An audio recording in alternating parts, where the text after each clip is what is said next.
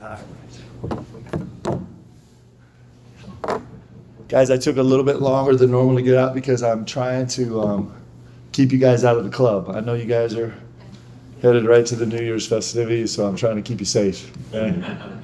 This could be a 4-hour press conference because I'm keeping the guys in the locker room until we get done. I'm not doing that. Where's Gary? Gary? Hey, can I just say, man, congratulations. You're retiring today? Friday? Congratulations, man. I'm a huge fan. What you've done is super cool. Like, that's very cool. And I've told you guys this, but the people that dedicate their life to sharing these kids' stories and the stories of sport to the whole world, it's a place where all of us find inspiration and example, and super great for you, man. That's cool. So now you can be at every game. Yeah? Come on. Let's go. All right. Congratulations. That's super cool. It really is. I'm really happy for you. Congratulations, Brown. Terrific team. They're going to really be a big-time problem in the Ivy League. They have terrific talent. Mike does an unbelievable job coaching that crew. We have a ton of respect for what they've done. They've already posted huge wins this year, including a big-time overtime home win against Rhode Island, and they gave Kansas all they could handle for a half, and it's a good team, and they have really good kids, and they're doing a great job. I was proud of our guys today. I was proud of us kind of ringing the bell defensively. It was really important to us, minus some letdowns on the glass. I thought the guys were stellar. It was our season high in deflections, which is really important for us. Our percentages challenging shots were really good, and I think our guys had fun tonight. And I told the guys, I just don't think there's anywhere else in the world where you get to walk in on New Year's Eve at 2:00 and have every single, have 20,500 people packed in there to watch you play, a mid-major team. It just is incredible, and so grateful to all of BVN. Take questions. Gary, you got the first one. Now, here's the deal. I'm not going to be honest with any of you guys, but I will answer you this is your one shot, baby. 100% transparency. I guess about the start, a little rusty coming out. Did you feel like, it was just a matter of them kind of settling into a pattern and the shots would start to fall? Yeah, I'll tell you, Lee, have we ever lost? I don't think I've lost going into Christmas since I think we left, but since maybe my first year. That might be wrong. My first year at UVU might have been the last time I lost going to Christmas. It's the worst. It's miserable. But our guys handled it great, and so I think they were. I thought we were brilliant to start the game defensively. We just turned the ball over 3 times in the first. The first 90 seconds, and then from then on, the guy's ball protection was elite. I think we finished with 4, right? Did we finish with 4 or 5? The 5 turnovers, which is, I think, ties our best, or maybe one better than our best this season. So I think they were motivated by aggressiveness. The first one was Andrew Carr comes up with a huge steal early in the possession, and he's racing down the floor and wants to advance it to Jax, and Jack's not looking, and he kind of got held up. But I was actually really proud of how the guys came out. I was really proud of their focus and not swinging too wide on the defensive end, but they were really focused, and I thought that was great. Mark, at this point in the schedule, how challenging is it to maybe teach energy coming off of a game like that at MSG?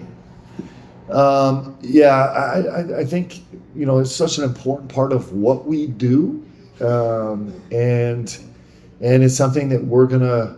That just doesn't happen. Like, that's something that you pay a ton of attention to and you really focus on. And so it's something we do with our guys on an individual level by sending them positive or negative clips at 2:00 in the morning, or putting your arm around them at halftime, or laying into them in the locker room, after one of the guys falls asleep at a film session. That's never happened with us this season.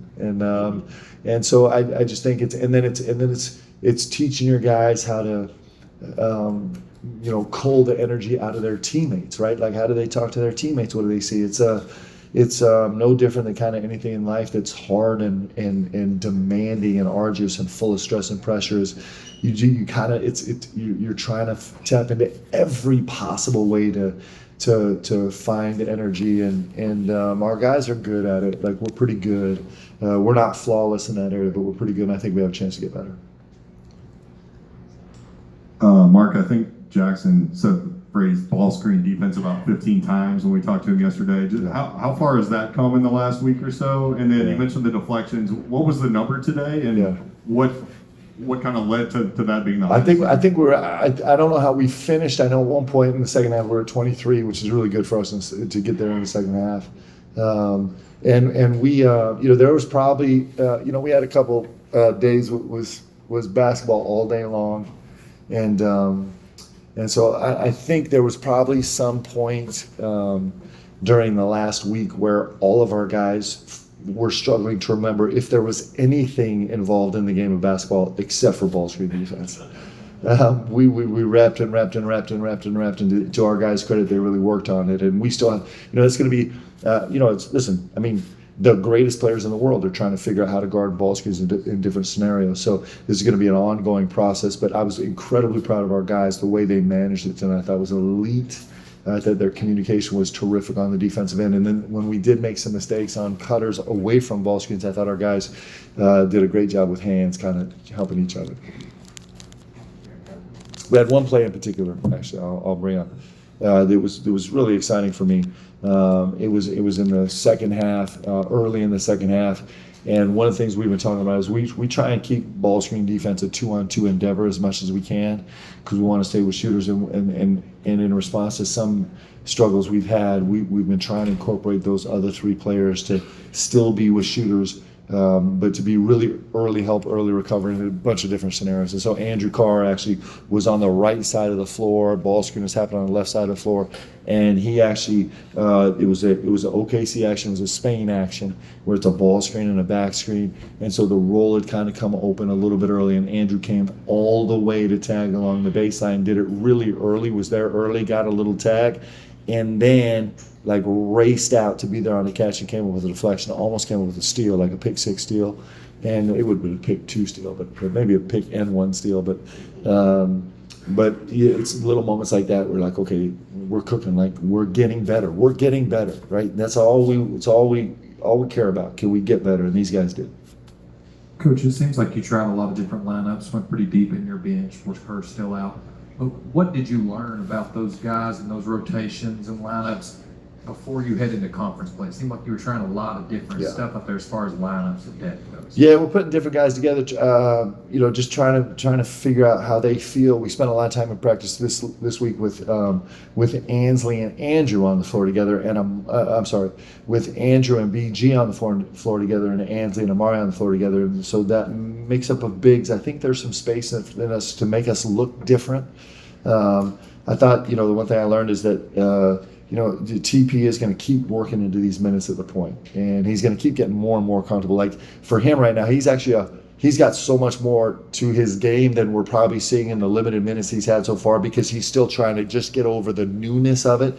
But as he settles in, and he's going to settle in under fire, but as he settles in, he's going to be very, very, very serviceable, giving us some minutes to the point. And Colin Chandler is made just insane amount of progress on the defensive end. Like, it's brilliant. He was really good defensively tonight, and he was really good off 2 feet tonight. He was really good as a playmaker tonight. So, and then, Trent Noah, the thing I learned about Trent Noah, he's just verified it again, is if we ever need a 3, I just need to sub him into the game and let him shoot it, because he does not need any warm-up time. He's just going to come bang 1 or 2. And so we're learning a lot about how the guys fit together.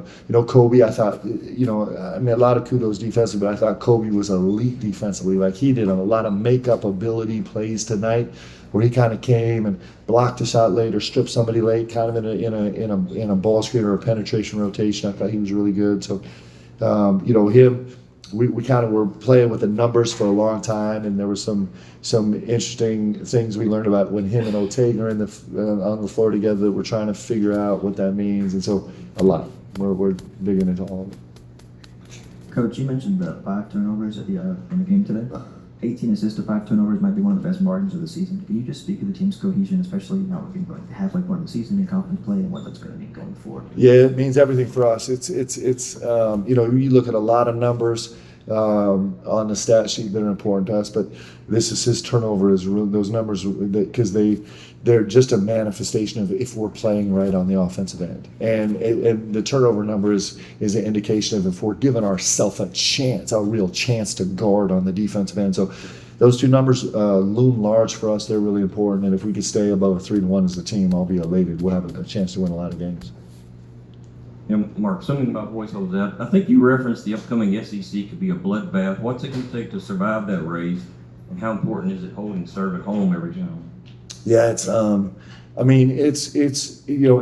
game is gonna, you're gonna walk in and it's gonna feel like a toss up, and I think when you have that, it's gonna be it's gonna end up with what does your team's execution look like how capable are you of communicating on the floor and executing on the floor, and then I think it's gonna come a lot down to resolve, how much frustration are you capable of enduring, where is your emotional reservoir at. I know that sounds like soft skills, but it's actually defining features of great games, and so it's going to have a little bit of an NBA feel where you can't get too high or too low, because you don't have time to emotionally rehab from letting yourself be devastated or elated, because you play the number 3 team in the country, and 2 days later you're going on the road to play the number 1 team in the country, and then you're playing the number 10 team in the country, and so it's I think it's going to be a matter of just those two things, right? It's